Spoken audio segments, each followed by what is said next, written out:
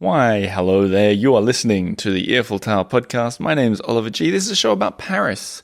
It's a show about the things that make Paris, Paris.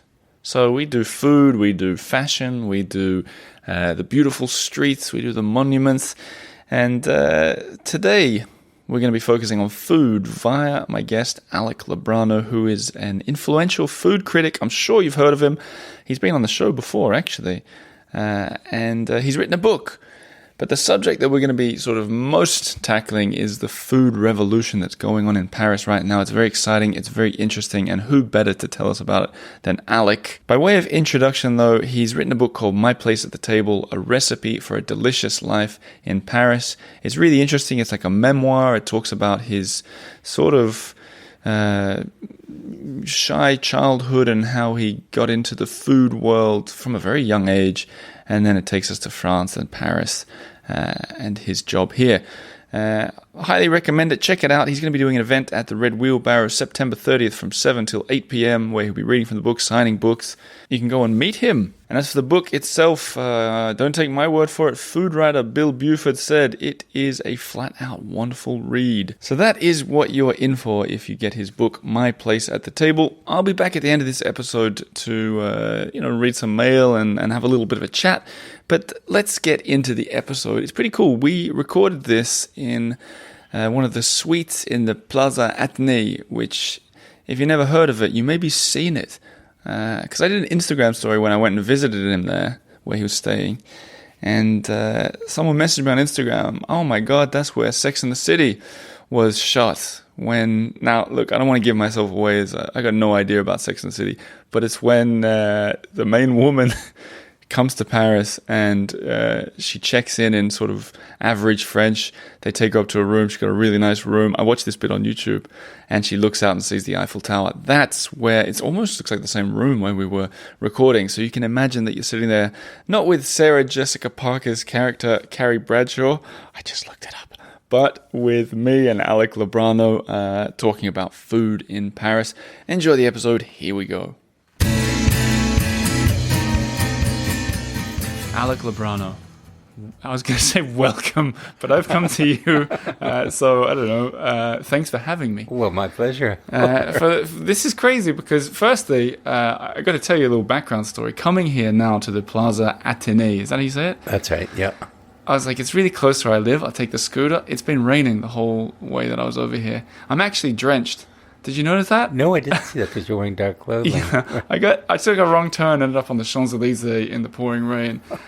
Made such a sorry entrance into this beautiful hotel. I ruined it the whole way in. I think I sat in the lobby for a while. I think you look better than most of what's walked through the doors today. Oh, you think? Oh, what a compliment. Okay, well, we're in the Plaza Athenee, and I don't really know why. Is this a mystery, or is there? I'm here because I'm just about to interview the new chef here, okay. And it was kind of a big moment. Alain Ducasse had a Michelin 3-star restaurant here for many years, and that ended at the end of June, and François Delahaye, the general manager of the hotel for many years at the Plaza Athenee, did the very daring thing of deciding to reboot their food and beverage at the hotel because he really perceived that the world is changing, and he wants the hotel to sharpen up the myth and the glamour of the hotel. I wonder how Monsieur Ducasse took that news that he was getting kicked from. I think he was, he's just opened a new restaurant, Versailles, which is one of the most magnificent restaurants I've ever seen in my life. Really? So, is that where you just were? I saw your Instagram stories. I was there last night, yeah. So I've been living high on the hog. Yeah, you're doing all right. Yeah, I'm hopping around. Even if I stayed in a Hotel Ibis last night near the Gare de Lyon. Was that good? I'm a real upstairs, downstairs kind of a guy. Did you eat food at that hotel? No. Do you know what I remember when we last talked? Something you said that stuck with me, and we were figuring out about a year and a half almost ago. And I remember pushing you and asking you like you wouldn't eat at the kebab shop on the corner in Pigalle near where you live and where I used to live, and you were like, yeah, I would. And you sort of had this. See, that's the thing. Today on Instagram, for example, I went to a Vietnamese restaurant today and just had like a shrimp ravioli soup and caramelized pork with rice. For me, that's what makes me happy. I would never want to live a consistent diet of luxury foods. I mean, the food last night was absolutely magnificent, and the idea was just to recreate the food of the kings of French kings. Yeah. And with a lot of ceremony and beautiful table settings. Were you actually eating in? Where was in the new hotel? The new hotel they just opened up there, which is called Le Grand Contrôle.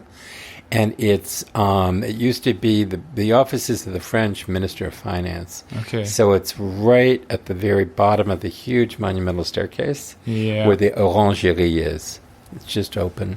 The big staircase at the back, you mean? Yeah, right. Okay, in the back garden, the backyard. On the side, though. Okay, I've got you. I've got about 100 things I want to ask you, but for maybe I'll do some quick, because the idea is I want to dig into that French Revolution concept.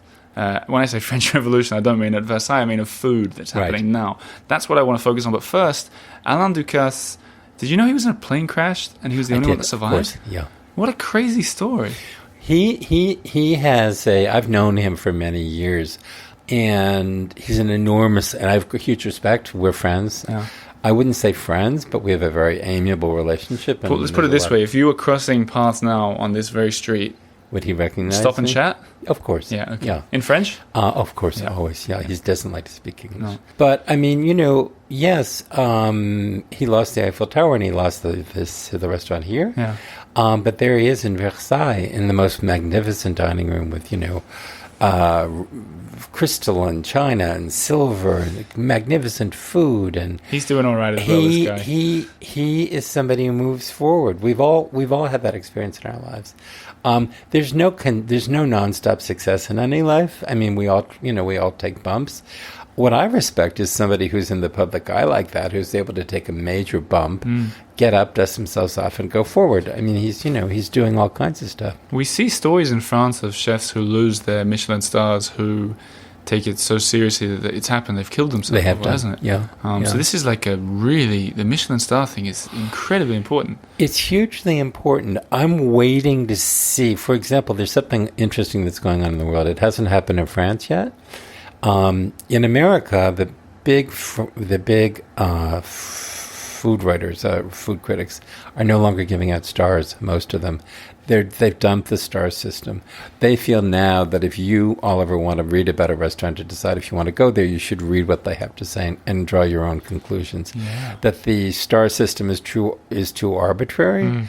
That's a huge change.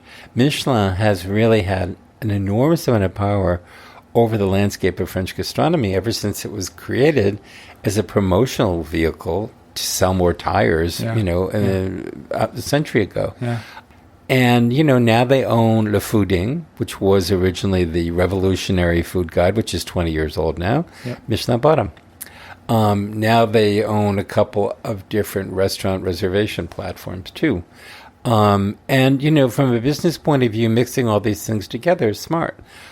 From another point of view, how can there not eventually be conflicts of interest there? Of course. And Michelin is being kind of, mum about all these things. I think they've still been very slow to react to a lot of what's been happening here. I mean, last year, which was an incredibly difficult year, because the restaurants were closed for mostly 9 months of the year.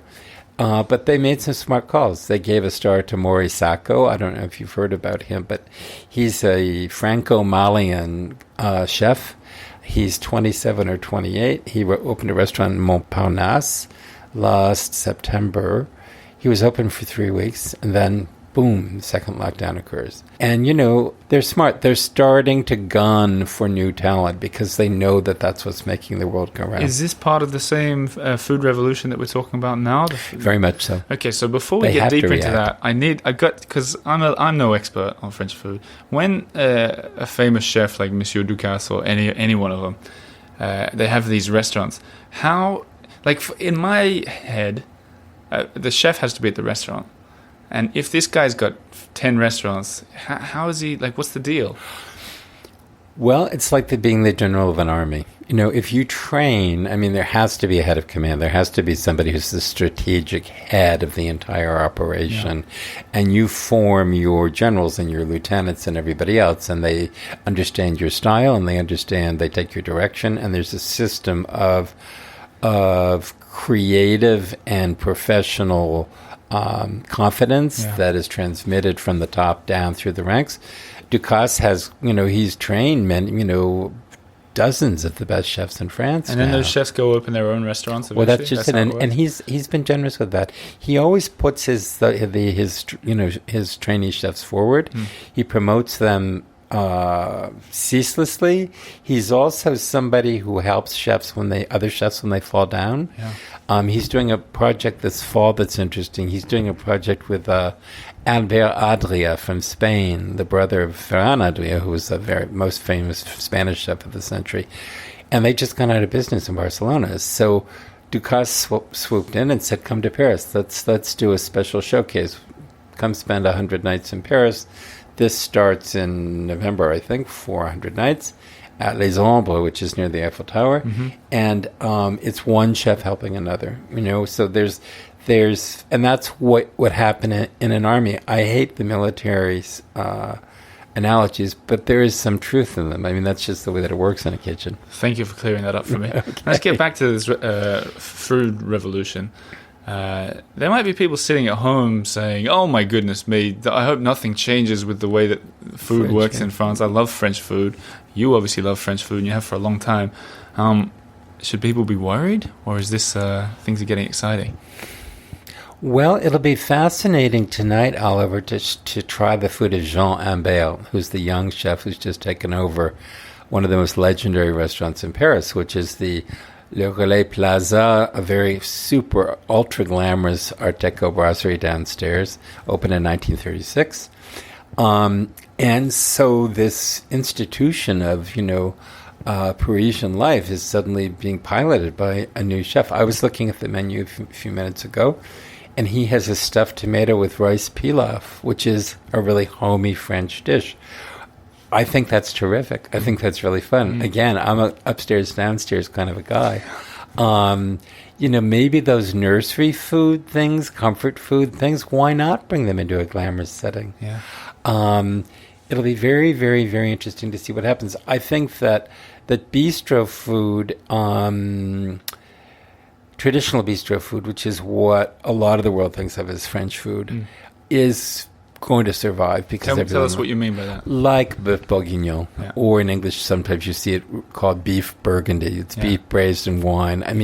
The idea is that the meat is so tough that you have to cook it for hours to break down the cartilage and the muscle. Do you mean because to make it tender? Bad? Well, they were old cows. These were not. The meat was a luxury in France for many centuries. So a lot of French cooking was about taking an old chicken, an old rooster, an old whatever it was, and trying to make it tender and full of flavor. Yeah. And that's the real genius. They took ingredients that were maybe they weren't luxury ingredients. People always think of French cooking as being all about luxury, caviar all over the place and lobster here and foie gras there. Well, yeah, at a certain level, but real French cooking is about thrift.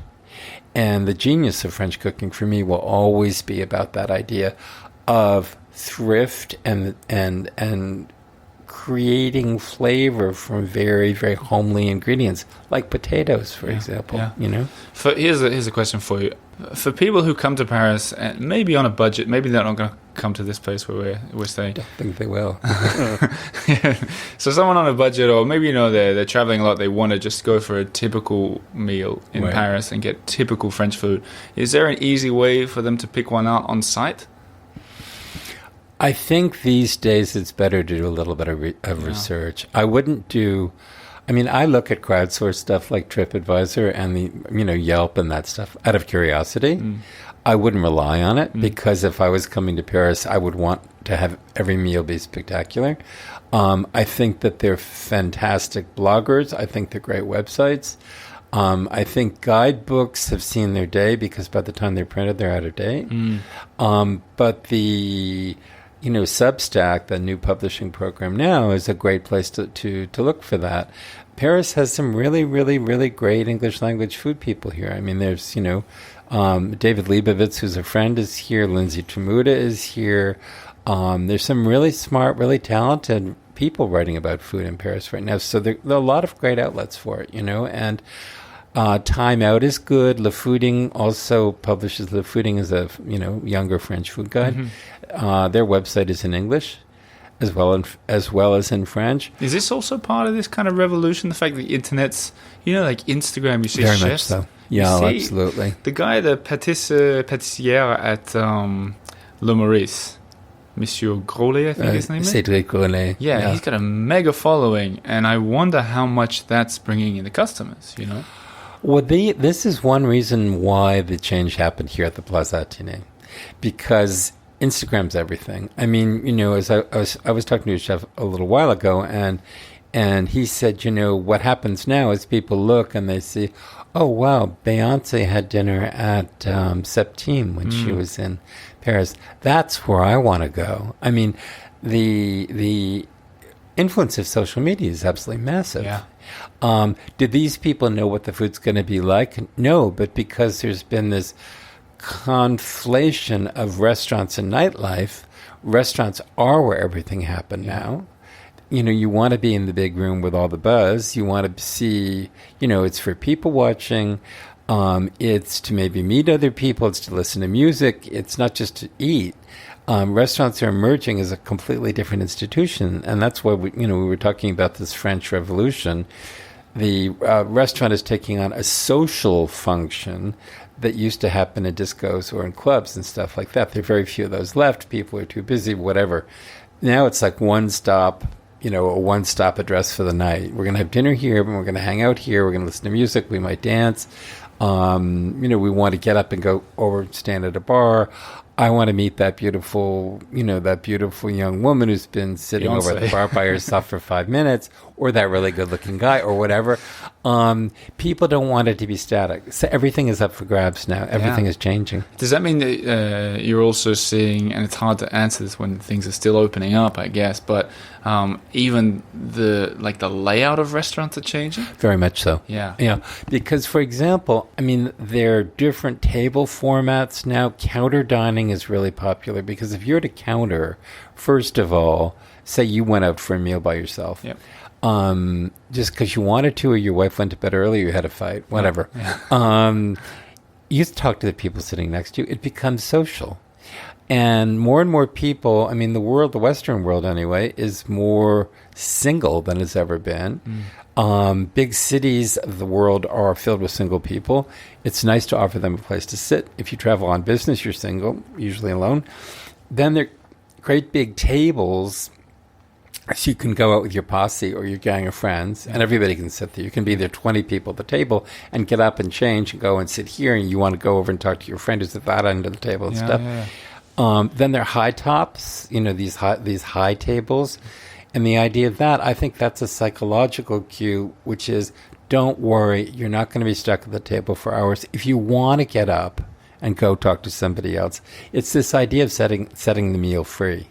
It's not all right, now you're seated at this table and you're going to have to sit here for the next 2.5 hours doing nothing but eat.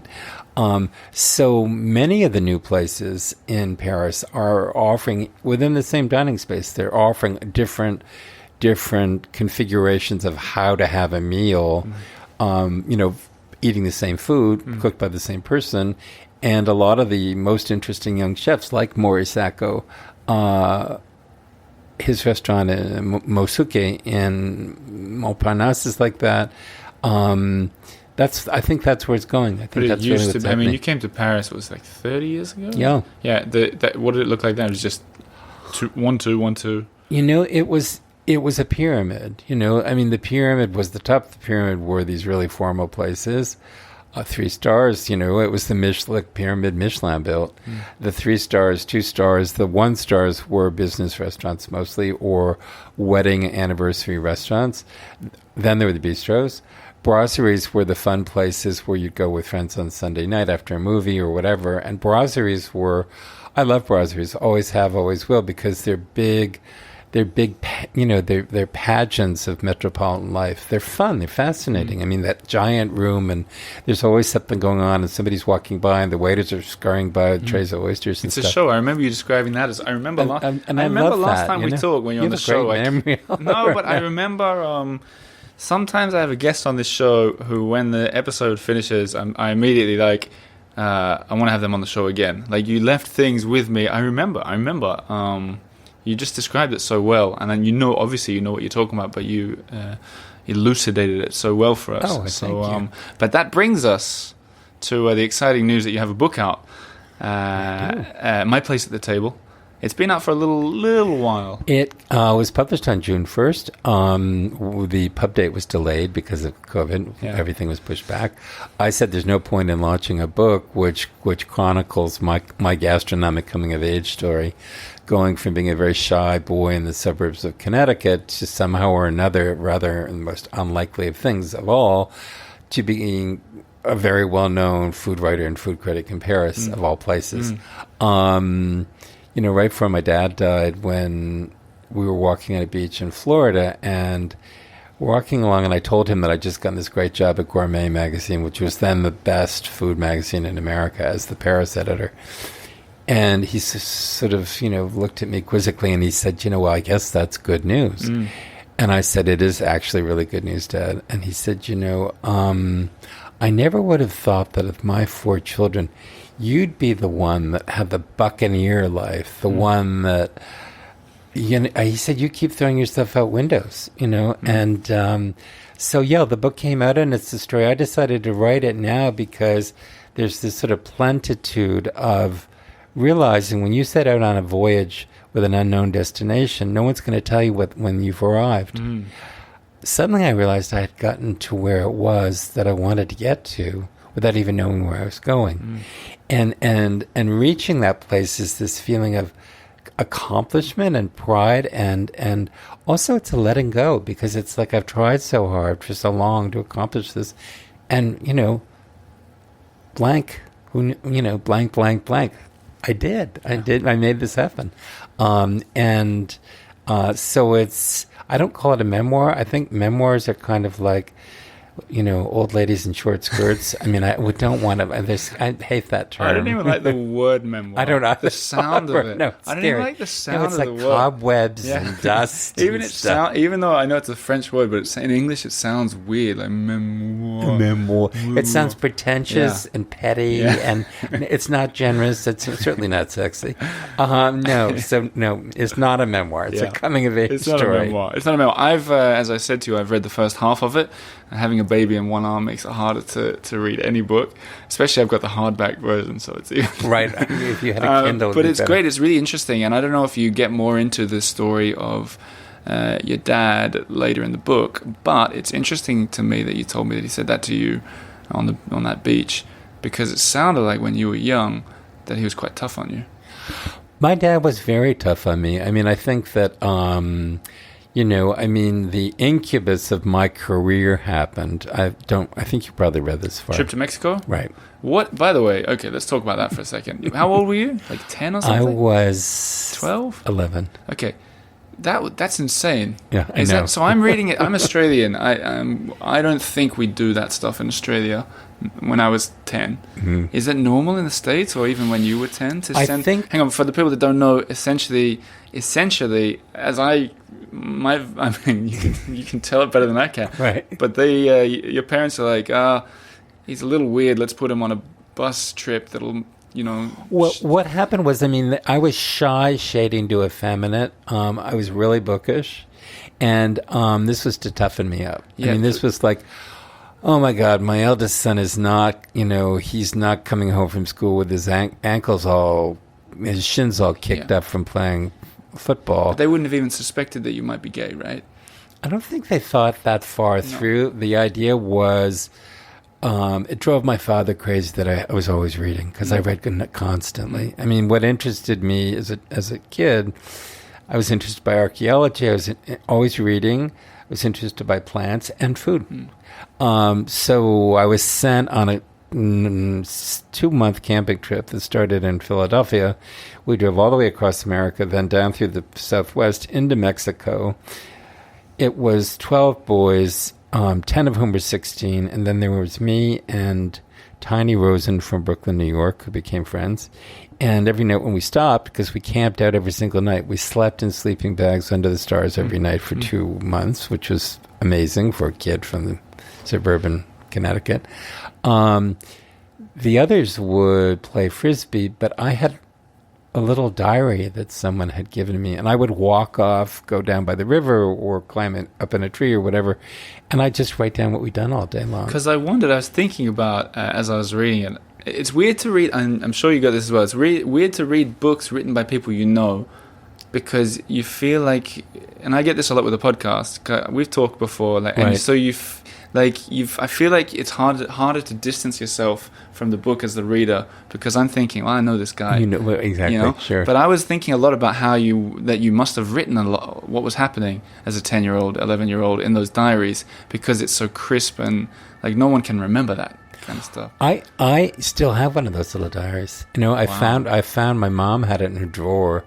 What shocked my parents, though, when I got back from the trip, when they came to pick me up, I'm the eldest of 4 kids, and they were hoping for some kind of alchemy, hoping that some kind of alchemy might have occurred, that I would go away as a timid, bookish boy and come back, with big biceps throwing footballs. Punch it down the arm and play Frisbee with him. Didn't happen. But what it did is by driving me into myself, it made me unbelievably self-reliant, observant, and also and maybe not afraid. And maybe that was the best thing that came from that, is because for me, 11 years old, walking around in a market in Mexico, I didn't speak Spanish. Yeah.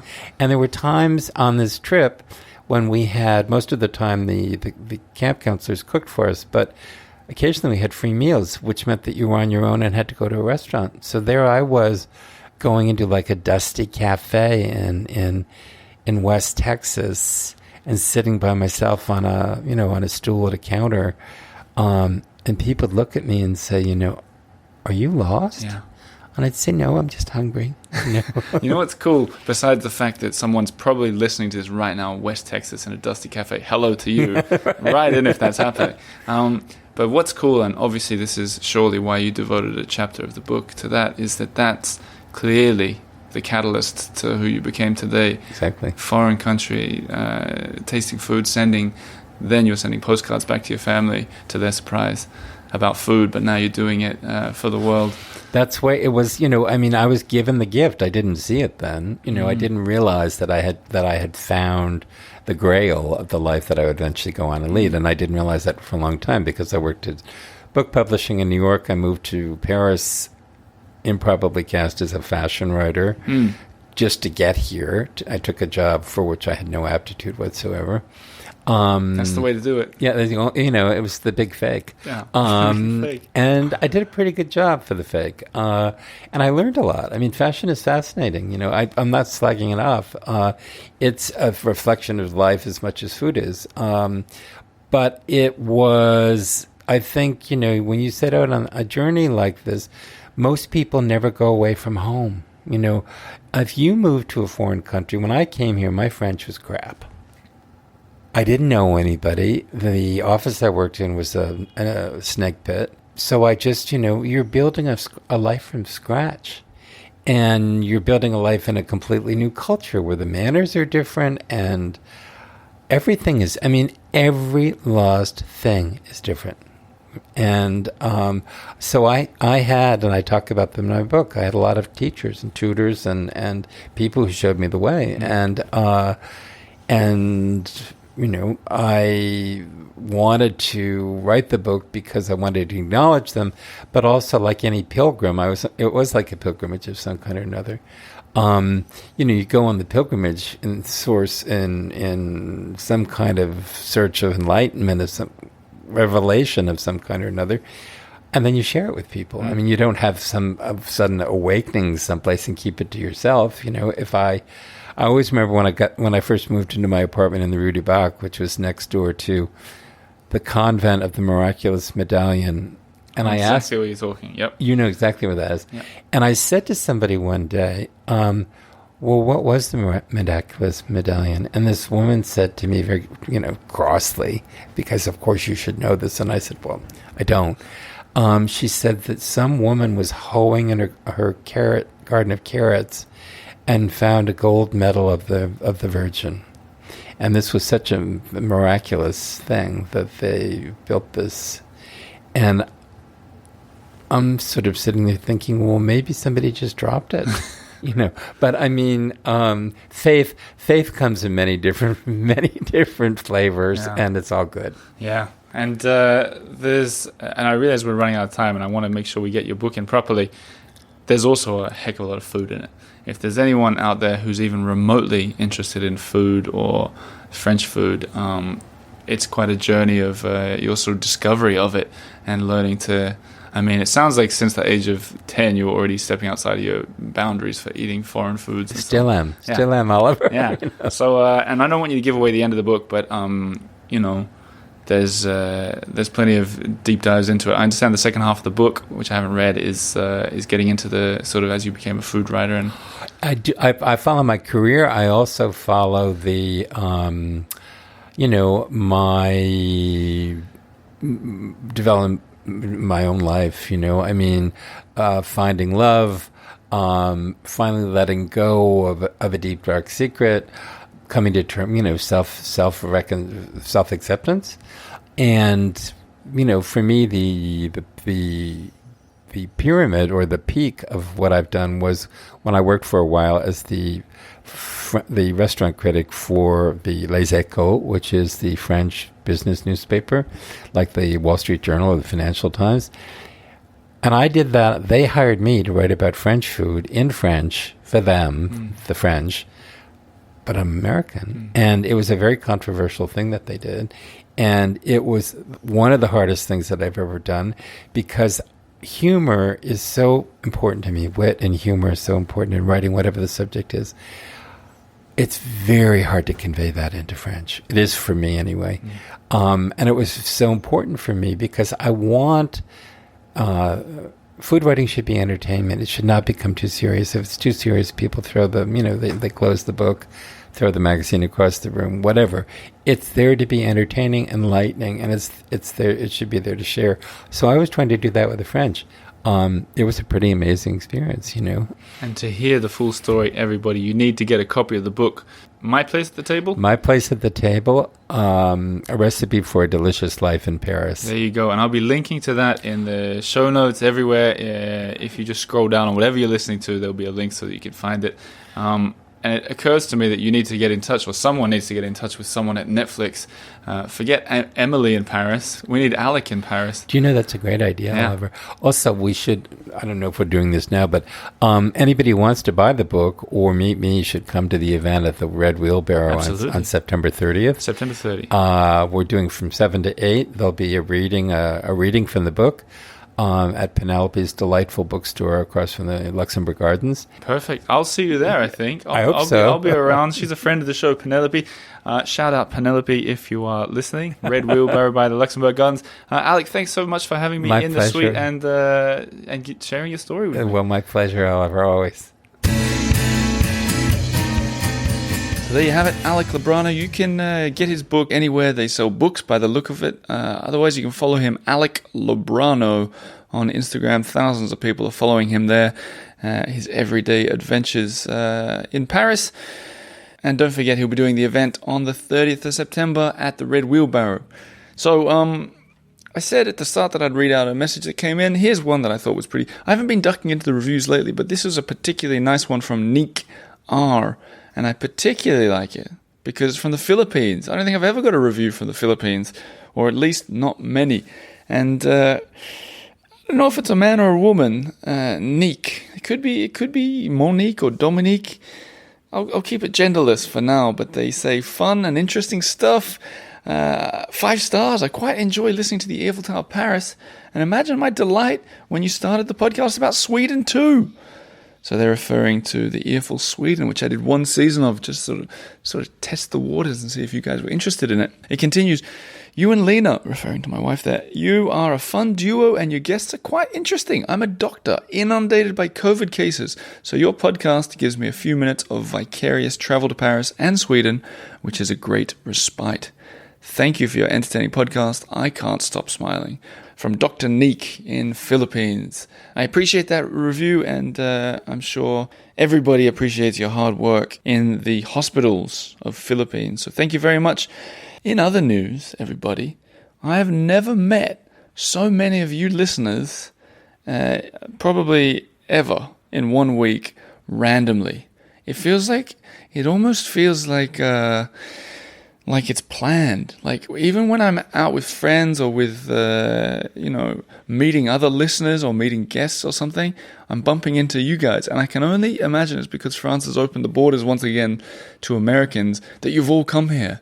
And you're all in Paris. But it's been exceptionally lovely. Don't stop doing it. If you see me, come say hi. I love it. And it just makes me really grateful to know that so many of you out there are listening and supporting and spreading the word. So keep doing it. Thanks very much. Let's leave it at that. I'll be back Monday as always. There's a cool episode coming up about fishing in the Seine. That's exactly what I did. I went with a fisherman.